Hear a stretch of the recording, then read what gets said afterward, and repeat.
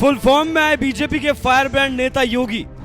पूरे यूपी में योगी कर रहे धुआंधार चुनाव प्रचार। पश्चिमी यूपी में सीएम योगी ने तो गर्दा काट दिया। ये हैं योगी के वो 5 बयान जिन्होंने तहलका मचा दिया।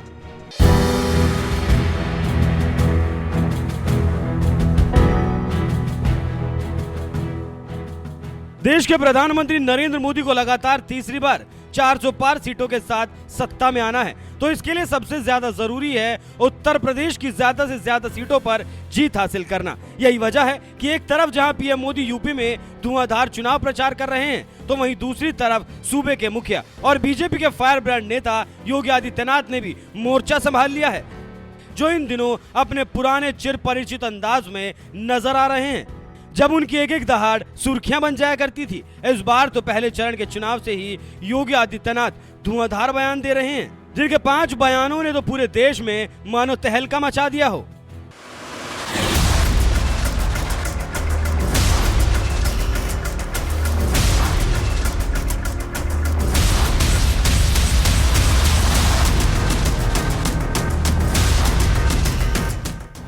राजपूतों के बीच योगी की दहाड़।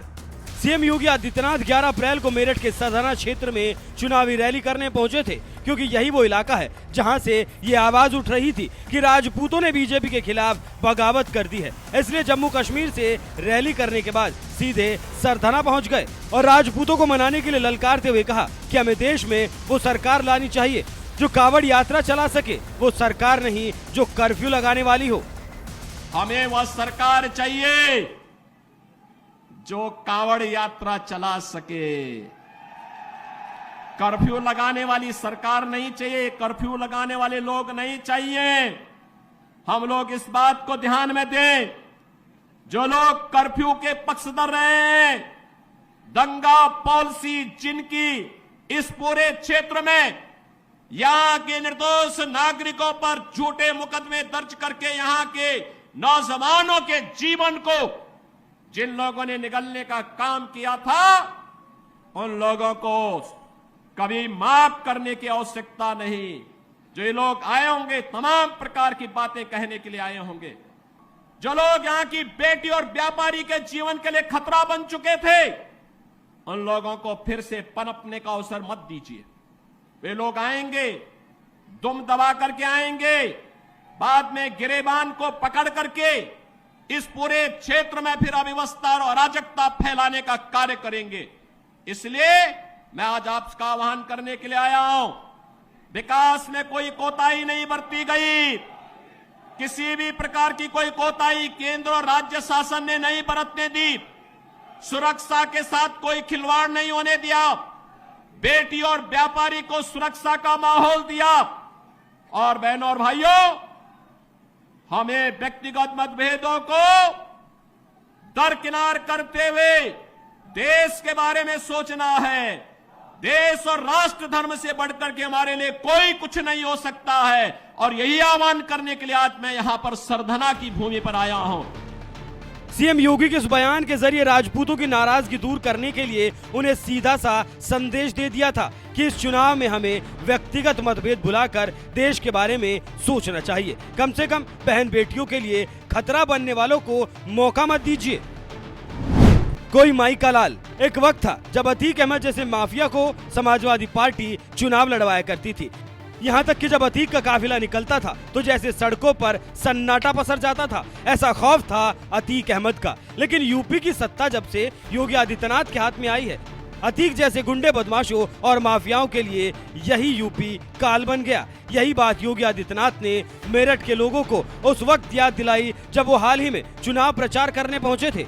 याद रखना, इस देश के राष्ट्र धर्म को हमेशा खतरा जब भी आया है, इन्हीं लोगों के कारण आया है, जिन्होंने जातीयता के आधार पर समाज के सामाजिक ताने बाने को छिन्न भिन्न किया है, हमेशा छिन्न भिन्न किया है। और बहनों और भाइयों, मैं आपको इस बात के लिए आश्वस्त करता हूं कि कोई माई के लाल बाल बांका नहीं कर सकता है। सुरक्षा की इतनी पुख्ता व्यवस्था हमने की है यूपी के अंदर। आज आप देखते होंगे बड़े बड़े दुर्दांत माफिया और अपराधी किस कदर उनकी दुर्गति हो रही है। आप देख रहे होंगे, जिनके नाम से ही लोग कर्फ्यू जैसा माहौल होता था, आज उनकी दुर्गति क्या है, हर व्यक्ति देख रहा है। इन माफिया और अपराधियों की स्थिति क्या है, आप रोज सोशल मीडिया के प्लेटफॉर्म को उठा करके देखते होंगे।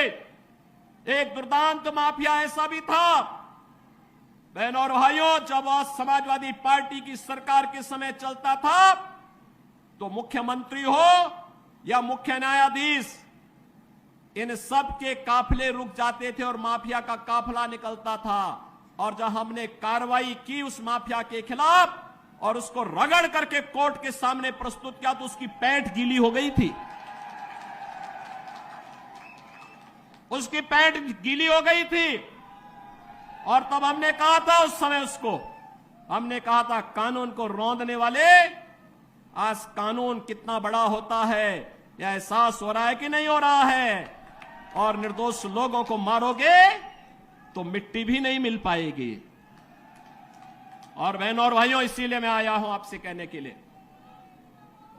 देखो, जिनकी गर्मी हम शांत कर चुके हैं उनको गर्म मत होने दीजिए। अब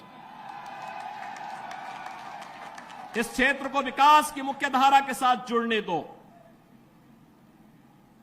उनकी सबकी गर्मी शांत हो गई है, वे गए काम से।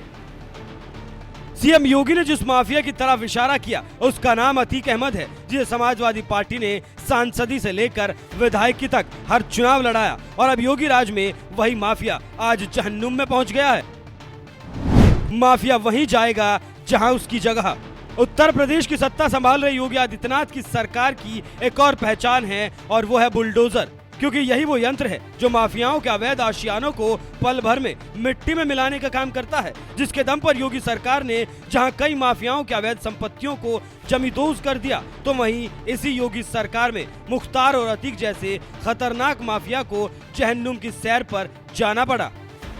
इस बात की याद सीएम योगी ने सहारनपुर के लोगों को दिलाई जब 12 अप्रैल को यहां वो रैली करने पहुंचे थे। प्रदेश की व्यवस्था कोई माफिया नहीं संचालित कर पाएगा, माफिया वहीं जाएगा जहां उसकी जगह है। कोई समझौता नहीं करेंगे। अगर कोई बेटी और व्यापारी की सुरक्षा पे खतरा बनेगा तो जीरो टॉलरेंस की नीति के तहत पहले से तय कर दिया गया कि उसको मिट्टी भी नहीं मिलेगी फिर। और बहनों और भाइयों, आप देख रहे होंगे, अब कोई जेल में, कोई जहन्नुम में, और बाकी जो बचे हुए हैं स्वयं ही राम नाम सत्य है की यात्रा पे निकल गए हैं। आप देख रहे होंगे ना, बड़े बड़े धुरंधर हुआ करते थे पहले, सपा के लोग कैसे उनके सामने दुम दबा करके चलते थे, कांग्रेस के लोग कैसे नतमस्तक हुआ करते थे। जब वे चलते थे तो मुख्यमंत्रियों के काफिले रुक जाया करते थे, मंत्रियों के काफिले रुक जाया करते थे। और सरकार बदली, हमने कहा काफिले कोफिले बंद होने चाहिए भाई, होटल होटल सब बंद कराओ आप। और फिर उनकी गर्मी को शांत कर दिया गया, एक ही बार में हो गया ना गर्मी शांत। तो जिनकी गर्मी शांत हो चुकी है उनको ये जातिवादी संगठन फिर से पैदा करने का प्रयास कर रहे हैं। पैदा होने देंगे क्या उनको? मत पैदा होने दो, ये रक्त बीज है। सहारनपुर में बीजेपी पूर्व सांसद राघव लखनपाल को चुनाव लड़वा रही है, तो वहीं दूसरी तरफ उनका मुकाबला मोदी को बोटी बोटी करने की धमकी देने वाले कांग्रेसी नेता इमरान मसूद से है। इसीलिए सीएम योगी ने माफिया राज की याद दिलाते हुए सपा और कांग्रेस दोनों पर जोरदार हमला बोला। मस्जिदों के स्पीकर पर दहाड़े योगी। यूपी में लगातार दूसरी बार योगी सरकार बनने के साथ ही लाउड स्पीकर विवाद जोर पकड़ने लगा था। साल 2022 में दिल्ली की मंगोलपुरी में हिंसा के दौरान लाउड स्पीकर का मामला जैसे ही जोर पकड़ा, यूपी में इसको लेकर बहस शुरू हो गई। इसके बाद सीएम योगी ने आदेश जारी कर दिया कि धार्मिक स्थलों पर लगे लाउड स्पीकर की आवाज परिसर के बाहर नहीं जानी चाहिए। आवाज बाहर जाने पर लाउड स्पीकर जब्त कर लिया जाएगा। योगी के आदेश का असर ऐसा हुआ कि मंदिरों के साथ साथ तमाम मस्जिदों से भी लाउड स्पीकर हटवा दिए गए।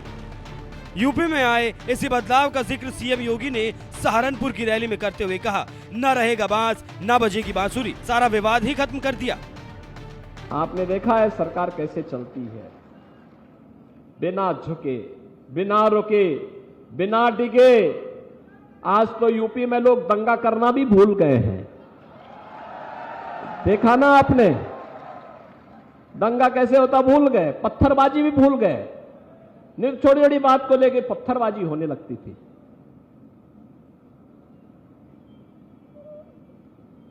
पहले पर्व और त्योहार कोई आता था, और खासतौर पर पश्चिमी उत्तर प्रदेश में कोई भी पर्व और त्योहार आता था, होली, दीपावली, जन्माष्टमी, शिवरात्रि, रक्षाबंधन, कोई भी पर्व और त्योहार आता था, कर्फ्यू लग जाता था।